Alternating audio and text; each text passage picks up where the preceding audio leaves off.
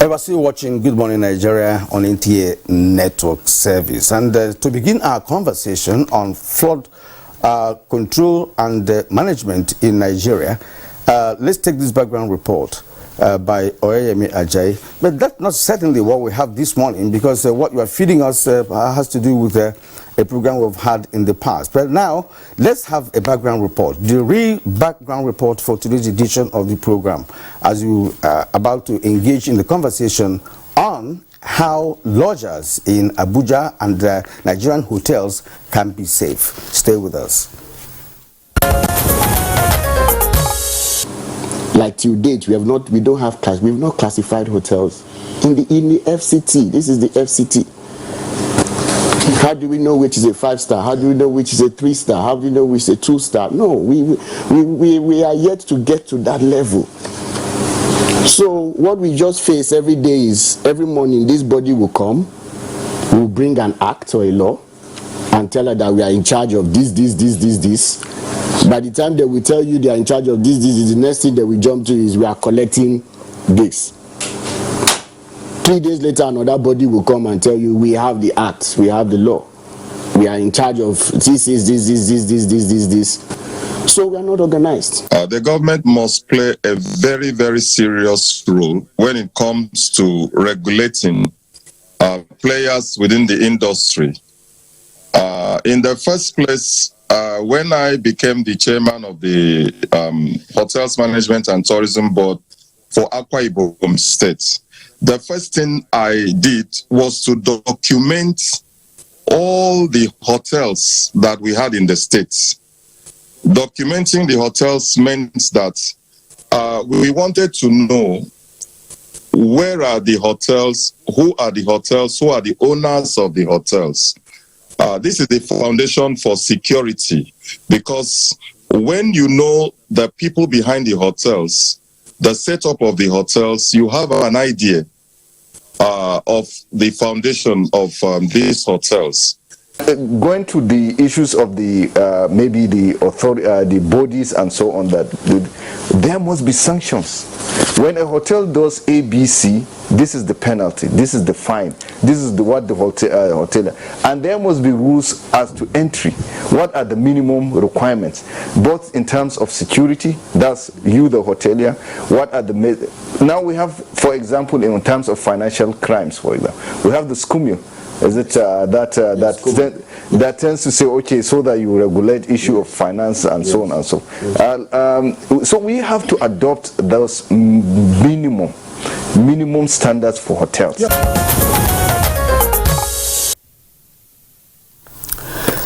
And now to begin our conversation here in the studio is Corps Commandant General, Neighborhood Enlightenment and Safety Organization, NESO.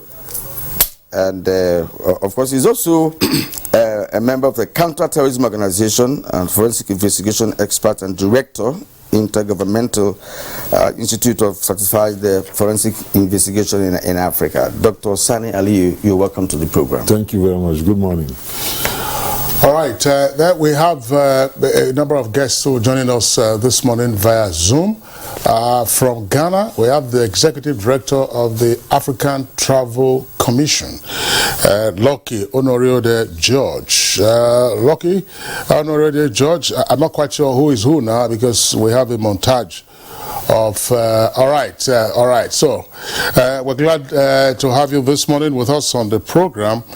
And also from Freetown in Sierra Leone, retired Assistant Inspector General of Police Wilson Inalego, of course, a regular guest on Good Morning Nigeria. Retired AIG, of course, we can recognize you. We're glad to have you this morning.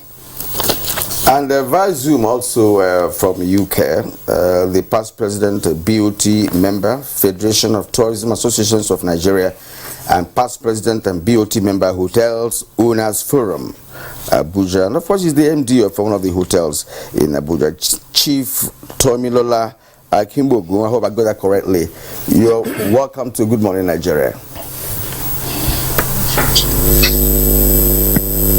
Happy to be here. Okay, Chief Akibogo, I know, of course, we've had you on Good Morning Nigeria, not, of course, in recent times. The subject matter is one that we started last week with respect to the increasing incidents of security breaches in hotels, culminating, of course, in the murder of a postgraduate student at a hotel in Ilefe, for which trial has taken place, judgment passed, and sentences handed down. That sentence, of course, to the owner of the hotel. It was a case of ritual murder, it was said, and several other instances. And so we felt that we should further elaborate on these issues. From your perspective, as a hotelier and one who's been involved in various associations in seeking to ensure that there's a better hospitality environment, not just for Nigerians, but for foreigners who come into our country. How concerning are these unsavory developments? They are very worrisome to all of us in the tourism industry because security of guests, tourists, even the investments, attracting investments into tourism, prospects of growth of the industry itself depends on security. And of course, in the past maybe about 10 years, security has been a major challenge in Nigeria, which has affected the perception of security in Nigeria in general, and also the actual practices that we are seeing having multiple impacts. It is very worrisome that some hotel owners, one bad egg, I would say, but maybe not one. There might be some others that we are not aware of as of now. But of course, the problem is that there is that of the whole country in general. When communities are unsettled by insecurity, relocated, a high percentage of people losing their jobs, they cannot even farmers cannot harvest their products. These are all the things that are going the other way and expressing itself also in tourism. I think I don't want to go too far until when you ask me the next question. Okay. Right, thanks. And we're going to come back to you much later. And let's return to the studio here where we have Dr. Sani Aliyu. Now, we are talking about security here, and that has to do with an area that is of concern to us, because invariably when you are in business or perhaps in any other profession that requires that you travel out of your base, you are required to stay in a hotel. And of course, as we said when we were starting this program, that there is a proliferation of hotels, not just in Abuja, but across Nigeria. And that the incidents that happened in the past indicated the fact that there is a much less of a good security arrangement in most hotels across Nigeria, except of course the top-rated ones in the country. So, what is your reading of the situation, and how could it be addressed in the first place? Well, taking it from that aspect from the incident of the Ilefe incident, that is the involvement of the hotel owner himself. But ordinarily, when you are talking about safety management in the hotel, it has to be a wholesome thing, and it has to. There is one thing that is actually missing in Nigerian hotel security and safety arrangement. That is the connectivity with the police.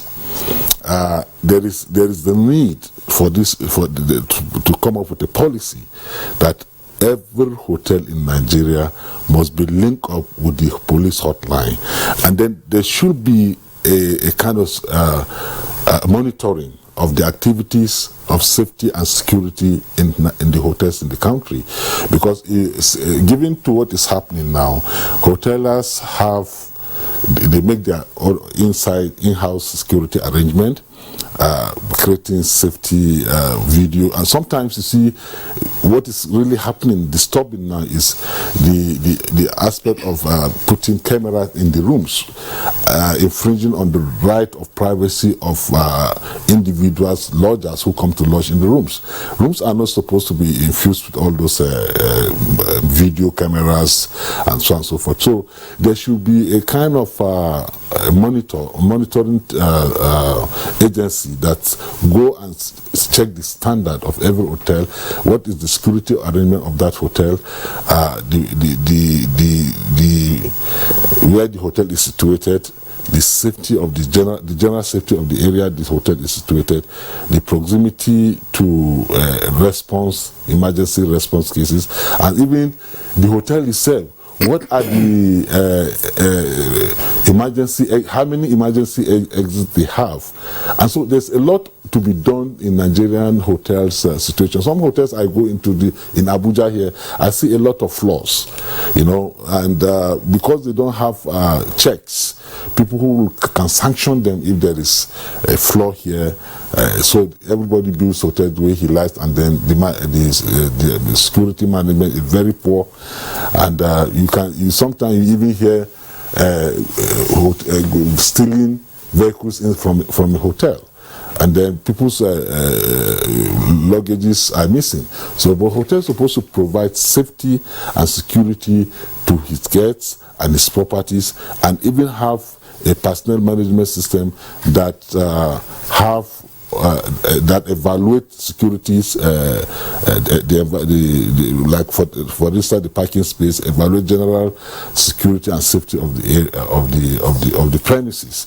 So there's a lot of things to be done in order to make hotels a more safer environment for people to feel secure, because the essence is that as a guest you're supposed to you feel secure when you enter a hotel, even better than your home sometimes. Okay, thank you very much, Sani Aleo, for your initial intervention. Let's go over to Ghana, where we earlier introduced Lucky Onoriode George, who is Executive Director of the African Travel Commission. Onoriode, well, that's the name I prefer to call you, but that means from Delta, by the way. The hospitality industry in Nigeria has this weakness that we are discussing today. In general, there are top-grade hotels that don't suffer from it, but lodgers in hotels need to feel safe and secure, and this appears to be missing in a number of cases across the Federation of Nigeria. In your opinion, why is this so? And what is it that we should begin to think about as remedial measures? Good morning, and thanks for having me. Honestly speaking, let me just say this. I was a member of the task force for hotels, aids, and tourist guide elaboration of the Economic Community of ECOWAS some years ago. The essence of that task force was to set out a standard for all ECOWAS members, then they can be domesticated locally in their various countries, and thereafter the state level. But unfortunately, that was not done across ECOWAS countries, so individual countries decided to go on their own. However, there is a Supreme Court judgment in Nigeria of 2013 which placed hotels, registration, management under the state government, except FCT. So therefore, there was a gap. For instance, in Abuja,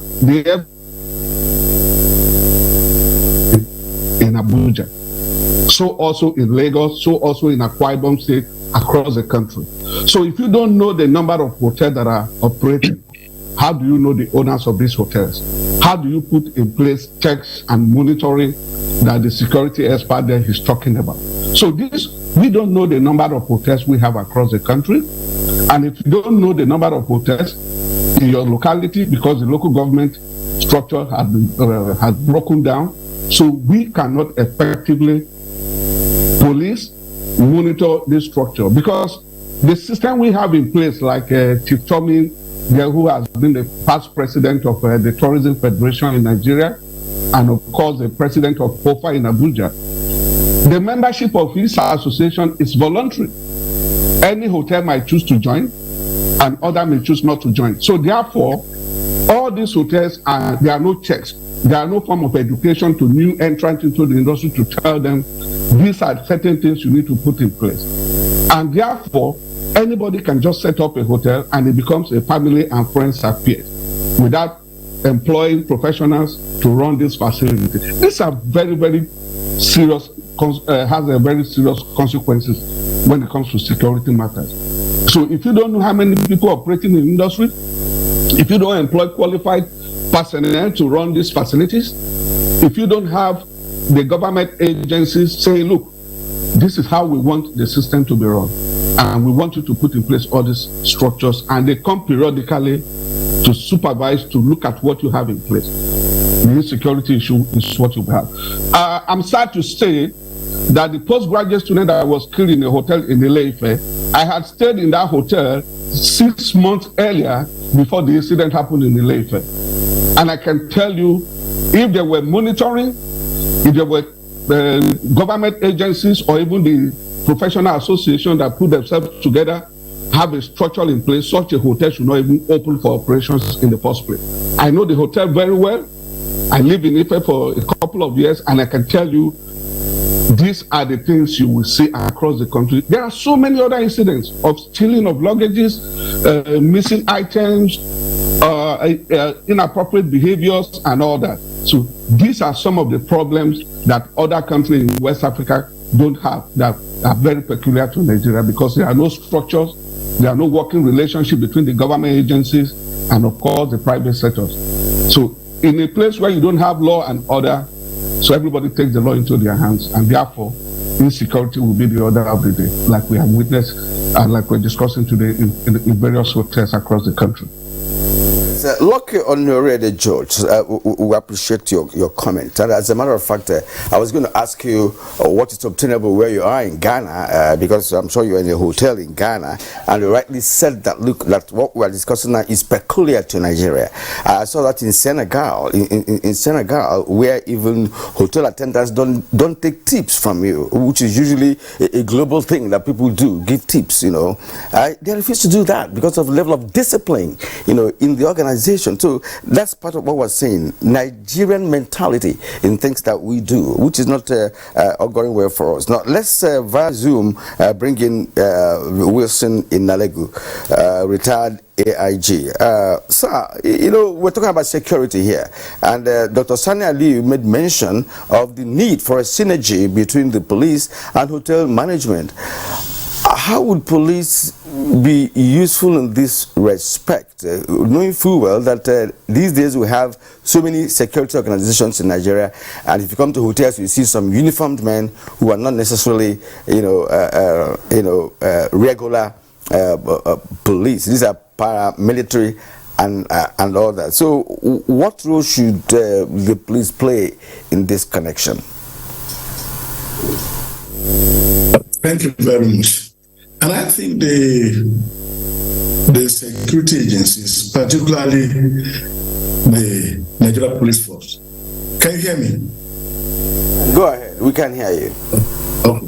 So I think the security agencies have been very active in the area of hotel security, because the police and other security agencies recognize that for tourism to thrive in an economy, you need good hotels that are safe and secure. And so one of the things and you cannot achieve that unless you have coordination among security agencies. And I give you an example. The hotels are supposed to render daily returns of their guests to the police intelligence unit and the DSS. And there are, sanctions. And that's something that which we did when I was Commissioner of Police in the FCT. when the news of the attack of a hotel in Bamako, Mali, when the news broke that I think 22 guests were killed and others kidnapped, and I realized that we had left the security of hotels in the hand of DPOs and area commanders. And what I did was to set up a focal point for hotel security in the FCT, having an office dedicated, because I imagine that if there is an attack on a hotel, how do we coordinate? And I'm happy that that office, even when I left FCT as CP and even left the force, that office is still there, coordinating the security of hotels in the FCT. And they have an arrangement of telephone that if there is an emergency in any hotel, it's easy to get response teams to attend to that incident. And I think the number is 090-5151-5353. And the officer that coordinates the security of hotels relates with other agencies. Not all, but all of them coming together. But the problem that we have, the land use is being abused. A situation where you have, on every street, you have hotel. So it becomes difficult that how many hotels do you even have? Do they comply with building regulation? Are they located in close that you don't have exit? You may have an entry, but you don't even have an exit. And what is the vetting process of the hotel staff? Is it standardized? But I discovered that one of the problems that we have, the hotel business in Nigeria is not standardized. Everybody does what he likes. But if you go to other countries, even the rooms are similar. If you lodge in a hotel, for instance, in Chicago, and you go to a place like Atlanta, they are basically the same. But the situation that we have in Nigeria, if somebody has so much money, he has done business, how does he wash his money? And the next thing he does is to set up a hotel. I went to a place where I was a commissioner of police, and I discovered, and we try to see that people who do some business that you really cannot verify, what do? Once that money comes to their hand, they just set up a hotel. They don't care what they earn from those hotels. So they are not really bothered. So the issue of monitoring and coordination among security agencies and relationship with the hotel, which is very robust in the FCT. I don't know what happens in other states, but there is that regular engagement. If you don't do that, people do what they like. But I think we are approaching a point where we have to develop hotel security policy. Because if we don't go that line, if we don't develop hotel security policy and everybody does what he likes, every security agency puts in place the security measures they think is important. But if we have, like we have FCT and others to develop hotel security policy so that we have a standardization. And we know that when you go to a hotel, this is what to do.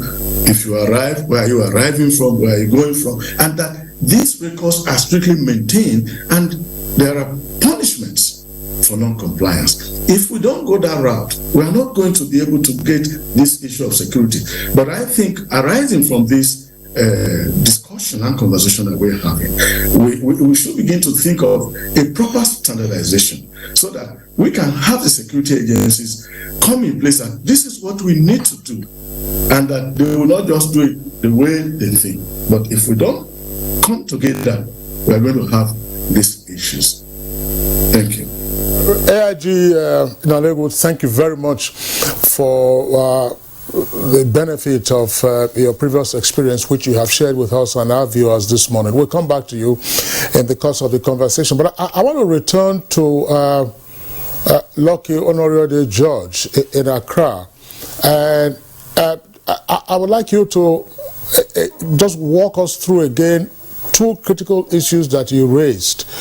The first has to do with the tourist guide that you talked about, the ECOWAS hotels, motels, inns, and tourist guide for the Economic Community of West African States. You said that other ECOWAS members appeared to have followed up on the elaboration guide, but Nigeria didn't. Okay, so the question then would be, why did Nigeria not follow up with the elaboration guide, and what was the elaboration guide all about in the first instance? The other question I'll reserve, because of the conversation. Yeah, thanks to have me back again. The essence of the tourist guide and the exercise we carried out about 11 years ago was to have a level of standardization and the quality of service delivery within the travel and tourism industry, especially the hospitality industry, where you have to take care of people, accommodate people, keep them safe, and ensuring that they get value for their money when tourists stay in your hotel or when they travel. Unfortunately, because of the Supreme Court judgment in Nigeria for a couple of years, there was this argument who is in charge in Nigeria. So when that Supreme Court was finally out, so those exercises were now moved to the state level. And knowing fully very well that I can tell you, there is no state in Nigeria that has the capacity to register, to grade hotels as we speak. Because Lagos State that should be a model and the FCT does not have the structure. Because again, I need to say this. I was myself and Professor Wasu Babalola, we reviewed the Lagos State Tourism Master Plan that has been signed into law.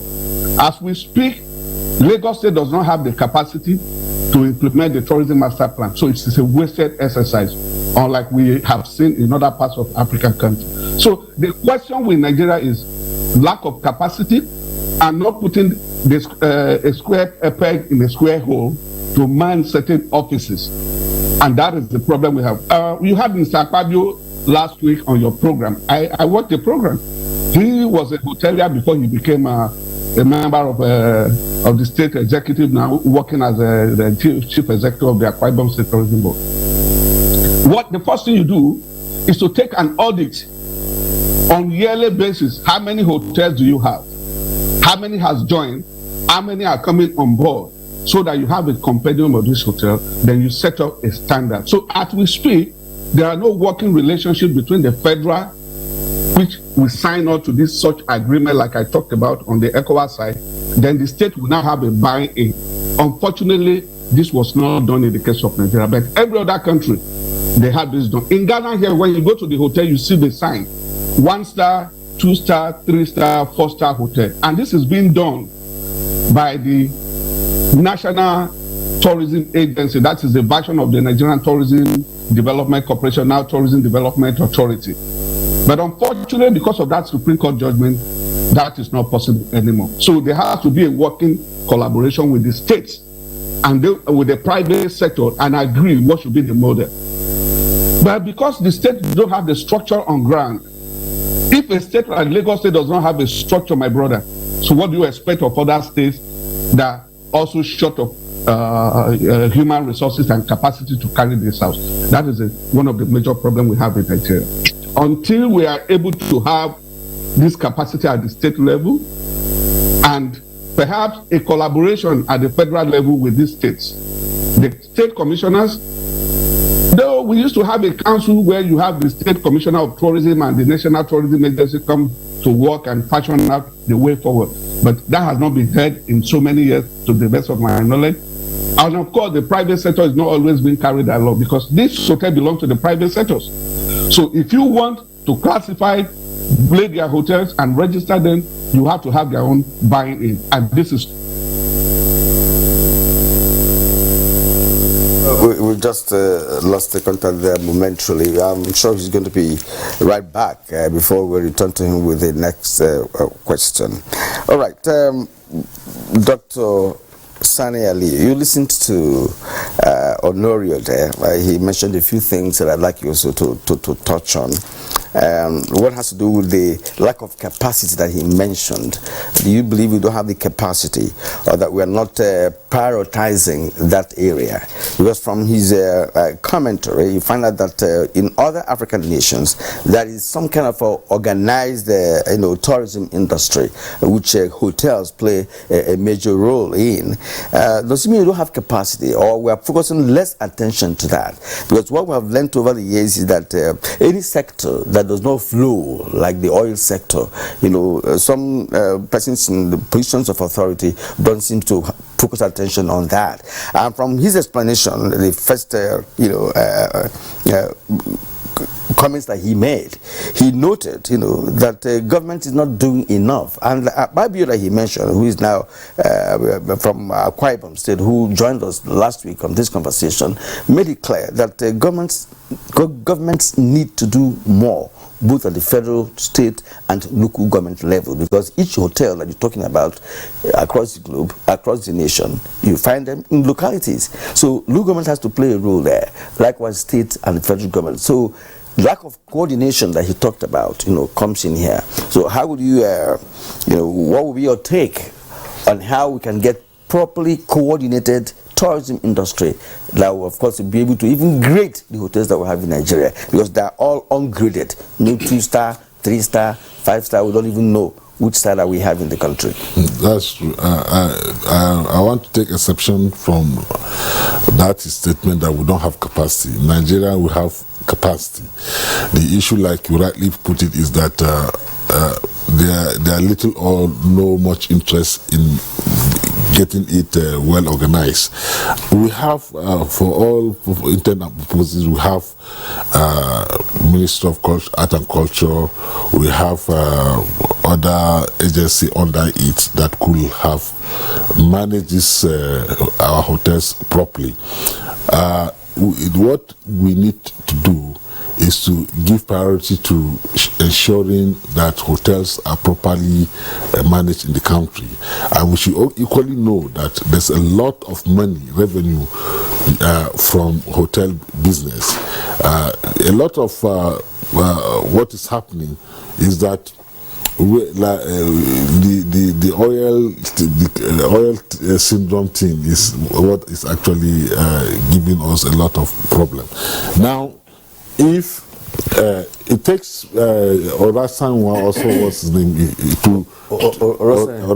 to actually mobilize the minds of Nigerians to tourism, because a lot of time people don't care about tourism. So you can see the vigorous campaign he was putting in place and bringing a lot of activities to that, to draw the attentions of Nigerian to tourism. So we need to, the government need to focus on it. Now that we are talking about diversification of our revenue generation areas, the government should know that there's a lot of money when it is well harnessed, and then the government should equally prioritize the value, the premium on the life of Nigerians. We need to place high premium on the lives of Nigerians, that every Nigerian has the right to safety in any hotel he goes, and has the right to travel and lodge in any hotel freely. You will see some hotel, even from the structural building of the hotel, some hotels are very scary. I traveled to Ogun State some times ago. I was trying to lodge into. I didn't pay the money for the room. We went, but by the time I came out to check the environment, I quickly checked out from that place, because it is not welcoming, it is not friendly, and you think the next minute somebody is coming to get you in that place. And hotels supposed to be very homely, welcome to you, give you the environment that will actually cushion your stress and all this. So the government need to be interested, to put much interest and partner with the private sector to ensure from the start, from the scratch, when you come to say you want to build the hotel, your drawings, the site area should be inspected, the drawings should be adjusted if there is need for adjustment, then it should be monitored throughout this construction period and all those. When you are putting your security arrangement, the security agents should equally be involved in the security arrangement of that hotel. The kind of cameras you put, where you place them, how their channel and all this. Because if much interest is not given, that you are not encouraging people to come into your country. Now, in some countries, like Ethiopia, for instance, largely survive on tourism. So we need to put a lot of interest. The government need to put a lot of interest in it. And what you are doing in NTA is actually a wake-up call to the Nigerian government to see, okay, let's have an agency. Already the agencies are there. We have a ministry in that regard, but the attention is not properly given. And then there's that need for collaboration. They should bring the security agency into this arrangement, because it is very, very important. Okay. Sani Aliu, thank you very much. But from what you guests are saying this morning, gentlemen, it's clear that perhaps we have to deal with a superstructural challenge before we focus and then get into the issue of safety and security for guests. First of all, who regulates the industry? And what is the relationship between the regulator of the industry and the players in the industry? And that's why I'm going back to Chief Tommy Akimbogo, if he's still there with us via Zoom from the United Kingdom. Chief, if I can see you on the screen, then there's a presumption that we still have you. All right, Chief. Okay, very well. I'm saying that it appears that we have probably a more complicated, if not complex, issue regarding the superstructure of the hospitality industry. Let's say hotel business in Nigeria. Following the Supreme Court decision, as Honorable has indicated today, this decision was in 2013, and I did recall that last week, Segun Rushewe then had some issues with the Lagos State government. I wasn't quite sure how it was resolved. But the Supreme Court decision, after that, what is it that we are now seeing in hotel business in Nigeria? Is it necessarily the case that there is lack of capacity for states to actually regulate hotel business and the very important issues of safety and security of lodgers? And otherwise, what more do we need to do? Yeah, definitely. Only very few states, maybe 3 or 4 states out of 36, we can say have some capacity. Most states in Nigeria actually have no capacity or no idea of what tourism is. Even if we talk about the ministry itself, look at it. When the last administration came into power, we only the tourism ministry was missing. What we had was just culture, and I think it was Ministry of Culture. The word tourism was even missing, because culture itself is part of tourism, and you find that it's mainly because even in the ministry itself, where we have professionals who are supposed to advise politicians concerning running tourism, there's competition within them, because the wrong people are possibly sitting as directors and making policies to spite each other, the cultural arm of the ministry and the tourism area. So really, I think the Supreme Court judgment actually actually showed. We knew that definitely many states. Are we going to go to talk about some states where terrorism is the order of the day and allowed such areas to or make policies on by themselves on tourism? Do they all even understand what tourism is about? Do they understand what they stand to gain if they manage their tourism infrastructures sustainably, or do they even have the human capacity? They don't. So I think the Nigerian Tourism Development Corporation, that's now called Authority, need to actually work with the states, and we need to also find a way of getting the constitution rewritten. At least when we had the NTDC properly set up, they have offices in all states, and they were doing the work.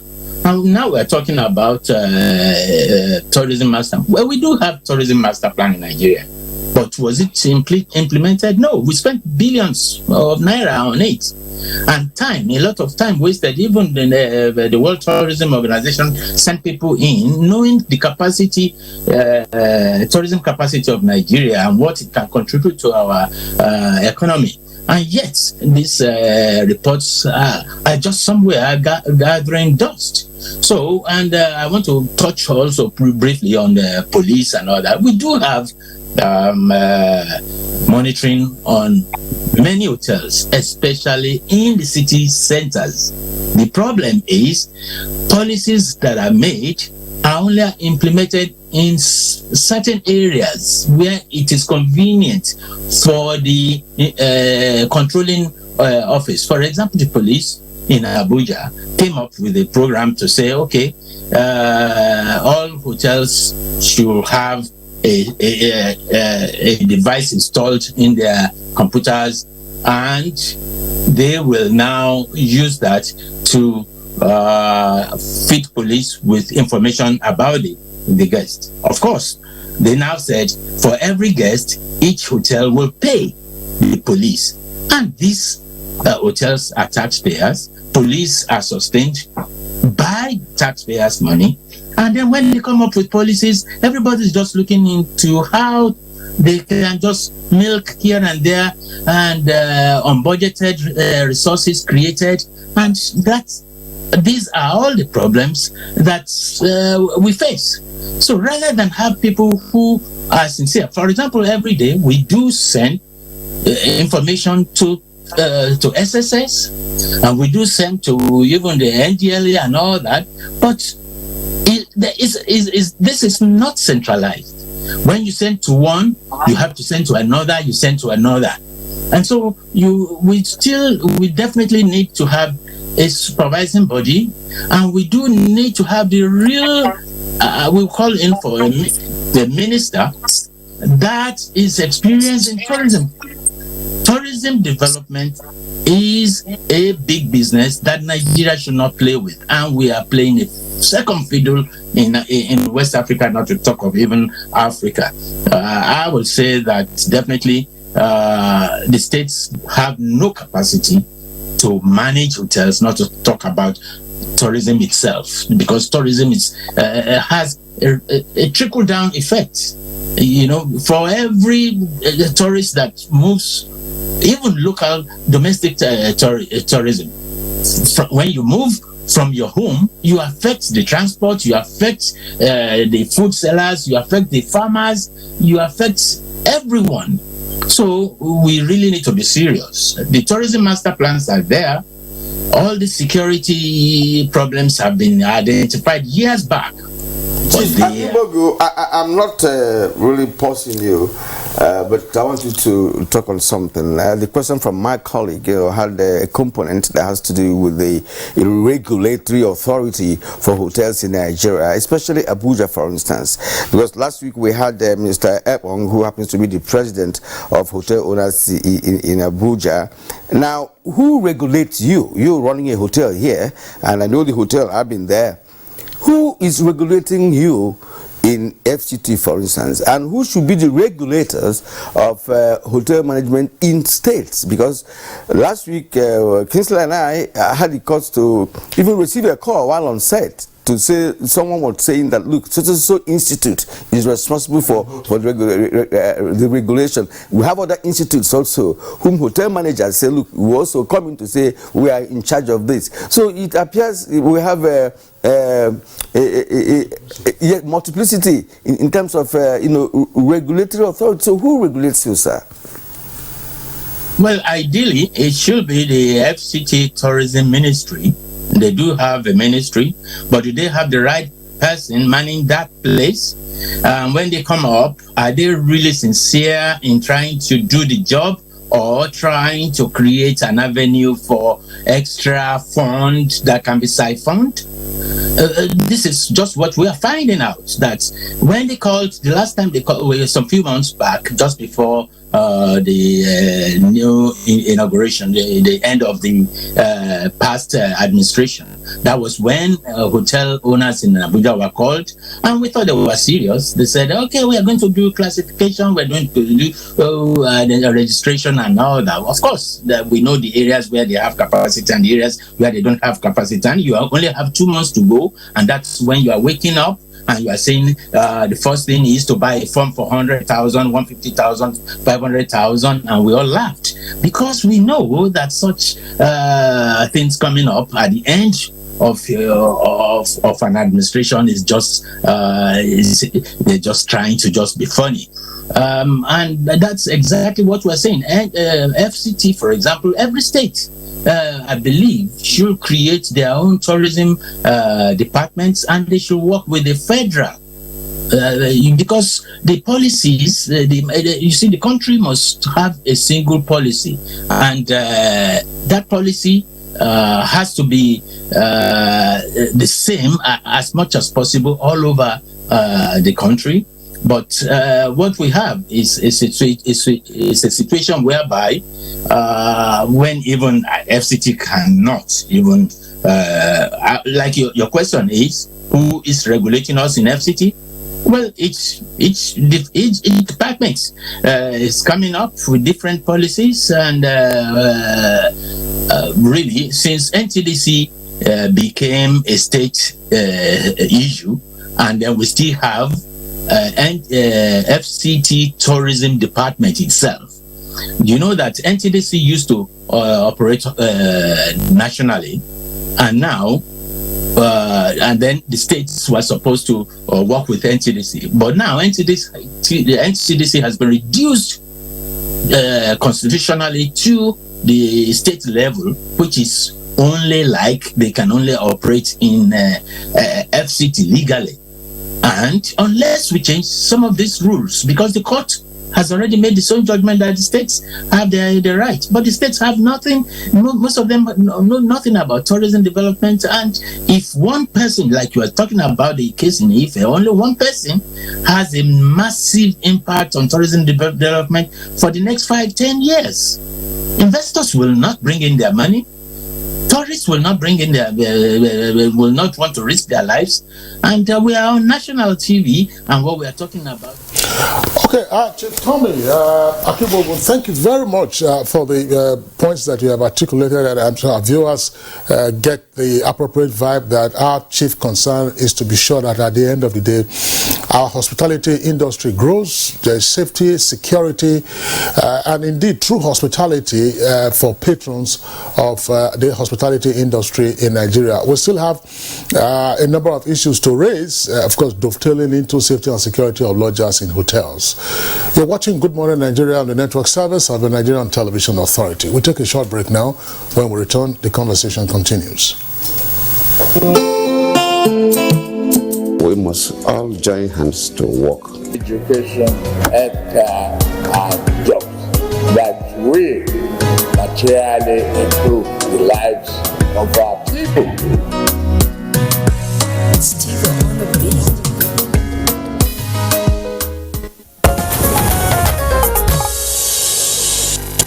All right, you're welcome back, and I'm glad that you're still with us up to this moment on Good Morning Nigeria, this edition. All right, we'll return to Wilson Inalegu, who is Regional Advisor from Freetown, Sierra Leone. So, of course, yours is about security, and I want you to come in from this angle. We have the police force, and we also know that in Nigeria, we are under-policed in terms of the number of policemen in circulation and those who are doing a private assignments. Now we have the paramilitary, we have the civil defense, for instance, and other security outfits individually owned by perhaps retirees from the military or police, because I see a lot of uniformed men, and I want to believe, quite frankly, that they cannot be operating without the consent of the police. So how would hotel managers, involve security in the first place? You have told us what the role the police should play, but I'm coming from the background of the fact that police cannot be everywhere, considering our population and what we know about the police personnel, their numerical strength in the country, and what qualifies a person to own a hotel. There are hotels who are situated in obscure areas, in areas where, as a matter of fact, if you are introduced to the hotel, you first of all get scared of the environment of the place. So what will one be looking out for if you're taken to a hotel that for you does not look, attractive or look suspicious, because of the environment? What should one look out for to say, look, okay, let me stay here for today, or let me look for another alternative? Yeah, I alluded to some of those points, and I talked about that there is a need to carry out a risk assessment for any hotel to be located at a place. And one of the first things I talked about is the access to the hotel. How is the road to the hotel like? Is it possible, if there is an incident, how easy is it to be accessed by security? That is one. The other thing is, in a close, if a hotel is located in a close and something happens, the people are trapped. So you don't go and lodge in such hotel.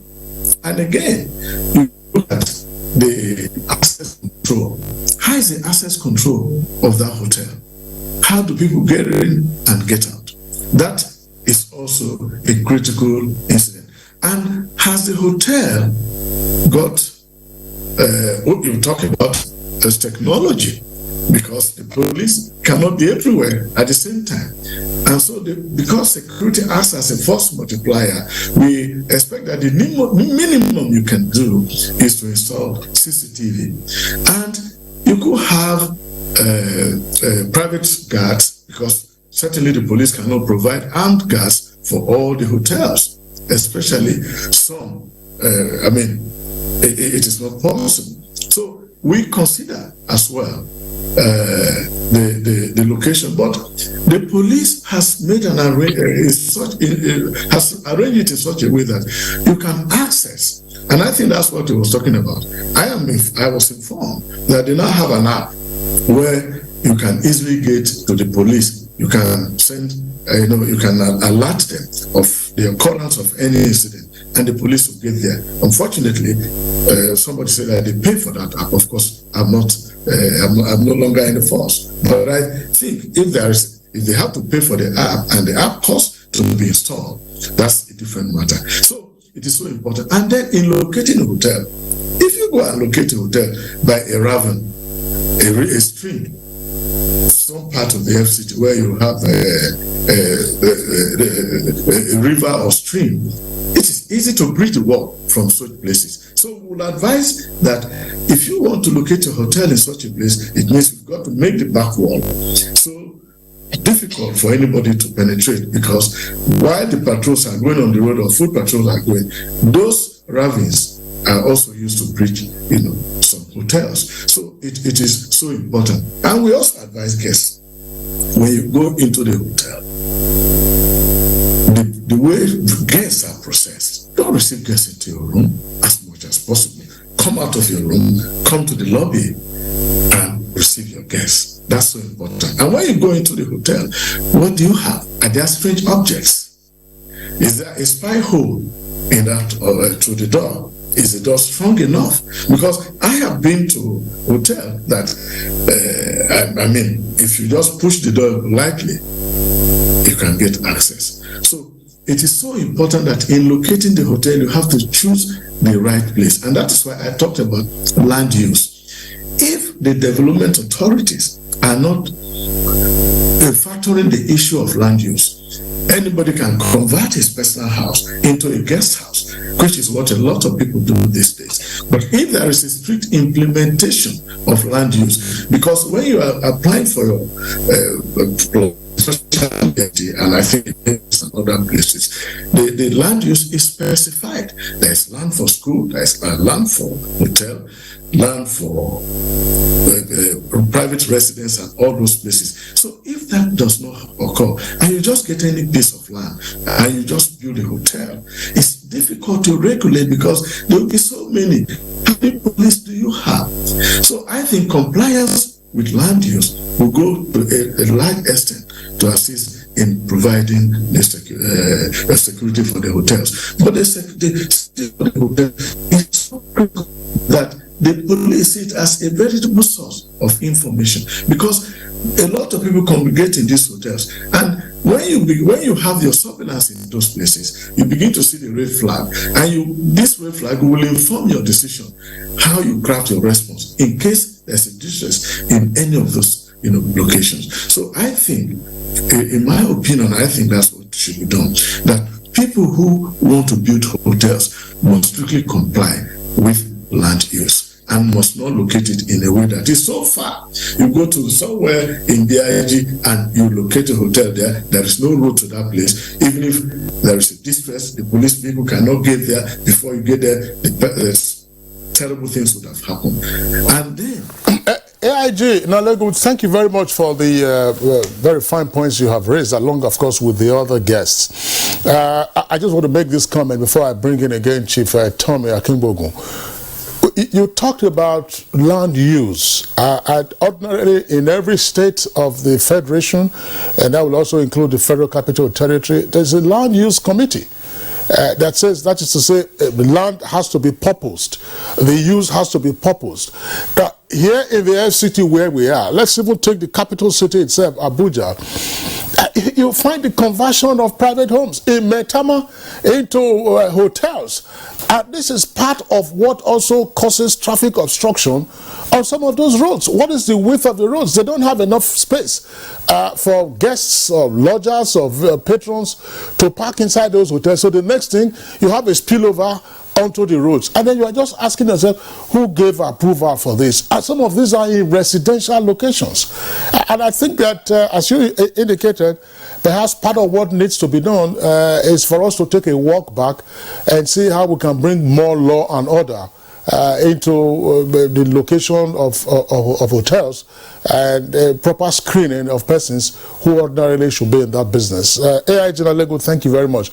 Back again to Chief Tommy Nalego. Now, this is a related, Chief Tommy Akingbogun, this is a related issue. In Nigeria today, every structure you see or every business that is open is called a hotel. In those days, you will have an inn, INN, or you have a motel, or you have a hotel. But today, there's no inn anymore. There's no, or a guest house. Sometimes some of those ones are used for other purposes that we can't be discussing in the early hours of broadcasting. So, but what is it that the regulatory authorities, wherever they are active, can do to standardize the classification of these businesses as they are? Because everybody is just posing as a hotel. You get in there, first of all, their sanitary conditions are hopeless. You look at the ventilation is poor and all that. That's one. Allied to that, Chief, we know that there is a challenge now. Yes, the Supreme Court has already empowered the states, but the states are weak. They are incapable.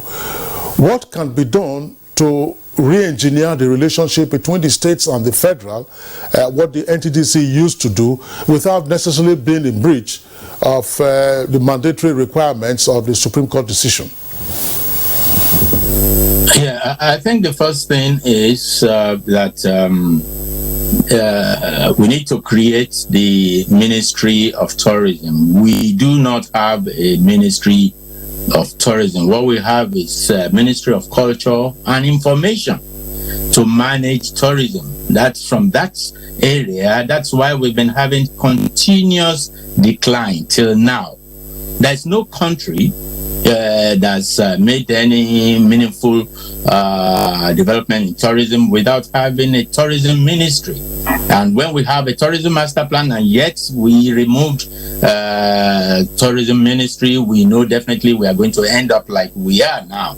And of course, there are so many buildings being converted, registered, even in FCT, which is the federal capital city of Nigeria, and it has created a lot of problem.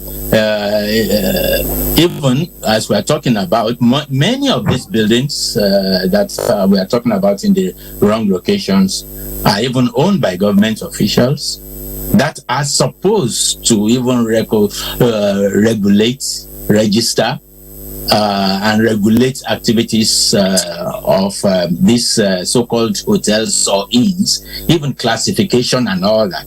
And so you find out that when even there is an attempt to even register and classify and regulate activities in hotels, even the ministry workers themselves will make sure that it doesn't work. So what my solution is that the training has to start from we do have training institutes. Naihoto is still there. And there are so many other qualified institutes that can actually train. We need to start training from the ministry again and let them get it right. Somebody also mentioned that the presence of oil actually truncated our values from from tourism to only oil. And now we know that oil has gone, and tourism definitely can come up and sustain the country. But we need to develop the right type of human resources development. We need to spend on that, on the ministries. And then we need to understand that politicians are politicians, government makes policy, politicians and the ministry are the professional. We do have, that's why we have permanent permanent secretaries and all that, and then we have the parastatals that are supposed to be manned by not politicians but professional tourism graduates with deep knowledge. But what we have is that right from the government ministry, even within the permanent secretary now, we're just having a lot of political influence, and down to the area, because the parastatals are supposed to carry out the real government policy, and they are supposed to be professionals. But what we do have now is that we are filling them up with politicians, and so. All right. Thank you so much, Chief Tomilola Akibogu. You are a practicing person, and I'm sure you are telling Nigerians exactly what is the facts and figures concerning hotel management and tourism industry in Nigeria. We are back here again, and of course the time is on our side, and I'd like to bring you in again, Dr. Sani Aliyu. Right. Well, after all said and done, the truth of the matter is that the state governments, even though they don't have capacity, they have no interest in elevating, the hotel management or tourism industry at their levels. And talking about nationally now, we have seen that a lot is not well, with the industry in the capital city of Abuja, because of course you talk about central area. What about the other area? Even the suburbs, that's still part of Abuja municipality. Therefore, any hotel operating in those places should be, up and doing. Now there's no classification. We don't even know what makes a hotel 2-star in Nigeria. We don't even know what makes a hotel 5-star. But what we now know is that if you go to a certain hotel, if it looks so beautiful, they will charge you more. You pay more. If the rooms are okay, you pay more. Well, I saw one hotel, Kisley, in Chengdu. I cannot forget that experience. I saw something. It was marvelous. I could not. I mean, my cameraman refused to sleep on the bed. He said, "Don't sleep on," because of the beauty, that the room alone. You go to some hotel in China. There's this. The name escapes me now. It's way outside Beijing. Look, part of one of the restaurants is a cave underground in the basement in the hotel. And one, you see the restaurant up, revolving. And these are attractions people put in hotels that can classify you maybe as a 5-star or 2-star, as the case may be. Well, I believe we can get there. Now, security. What's your final thoughts on security and what should be done to secure our people who travel around the country doing business and all that? Like I said earlier, first of all, the life of individual Nigerians should be placed on a high premium. The way we conduct our security in this country have to be completely serviced. Thank God for this new-led President Tinubu's government that he brought in new security chiefs, especially the NSA, and I hope that this time around we are going to get it right. We're having new chiefs now. What are the new ones supposed to do that others did not do? That's what should matter. Yes, the issue is placing that interest of the life of Nigeria is very important, and we must protect the lives of Nigerians. It's not a situation where you see, okay, for instance, this Ilef or something. If you can see how it played out. There was seriousness in the matter, and there's judgment, and the family now arrested. That okay, at least they have gotten judgment. Okay. So it is only on that space that we can be able to get it right. Okay, thank you very much, Sani Aleo. Let's bring in one more time, if not for the last time for today's conversation, Lucky Honorable George from Accra via Zoom. I imagine Accra or some location in Ghana. Lucky George, two things very quickly. Might it help if, for instance, we had a hotel security policy developed in the meantime? And then secondly, what's your response to the slate of suggestions provided by Chief Tommy Akigbogun with regard to how to better manage the relationship between the National Tourism Development Corporation or Authority as it is now, and then the state regulators? Because the state regulators, from the comments that you have made, are incapacitated. So, but how do we gel together without one necessarily being a breach of the Supreme Court decision of 2013? Thank you. My sincere apology for the break in the earlier section. Like we rightly said, collaboration is the word. The federal agency, which is the Nigerian Tourism Development Authority now, and hopefully we are hoping that the new president will see reasons and have a federal Ministry of Culture and Tourism to better coordinate. Because the previous administration focused more on culture and information under the same ministry. So we need a ministry to properly coordinate tourism activities with the state. Because some of the state commissioners will not want and sit and be tutored by a DG of a national tourism agency. Sometimes they frown at that. So we need to have a minister who will be able to coordinate with the state commissioners. That is the only way to work. And again, security policies, security issue is a holistic and all-inclusive strategy. The one that will protect the ordinary travelers who are traveling on the road, such should be extended to the hotels. Like we all know, every hotel submits a list of its guests to the relevant security agency on a daily basis. So there are structures in place. All we need to do is to ensure that the hotel complies, and of course the monitoring agency must do their work. This is very important, and this is one way I think we can move forward.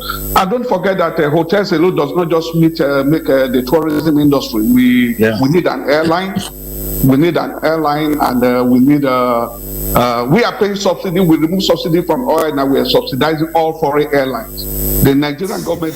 All right, sir. We indeed thank you, all our guests, for making this program a very interesting one by your contributions to the conversation. I hope this is the second leg to the conversation. I'm sure we have done a great deal of it. We could have time to return to that if necessary. All right, at this point we'd like to appreciate you, Dr. Sani Aliyu, Corps Commandant General, Neighborhood Enlightenment and Safety Organization. Well, thank you for coming this morning. Thank you for having us. All right. And via Zoom from Ghana, we had Lucky Onoriode George, who also would like to appreciate you. He's Executive Director, African Travel Commission, ATC. Thank you. From Freetown, Sierra Leone, via Zoom as well, Wilson Inalegu, retired AIG, we thank you for talking to us on Good Morning Nigeria. All right. Chief Tomilola Akimbogu, we thank you for reaching us all the way from the United Kingdom. Well, when you return, Krista and I will pay you a visit at your, because of course you have a hotel in which you're able to, welcome us to the place. Thank you indeed for, talking to us this morning. So that's it for us on Good Morning Nigeria today. We do hope you enjoyed our conversation. As always, we are here to serve you Monday to Friday, 7 a.m. to 9 a.m. Join us again tomorrow. Until then, look after yourselves. Kingsley Osadolo. And I'm Kirin Umayo. Have a good day.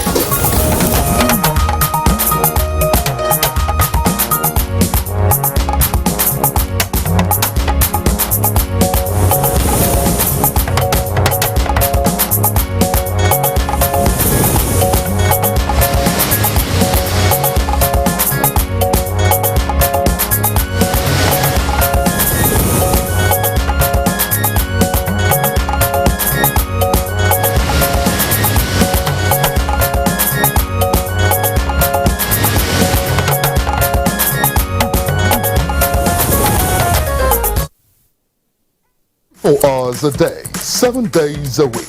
You can watch NTA International live on your TV, computer, iPad, tablet and phone.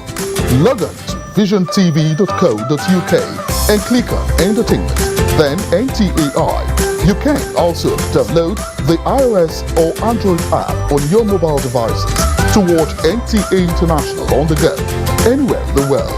NTA International. Your window to the world.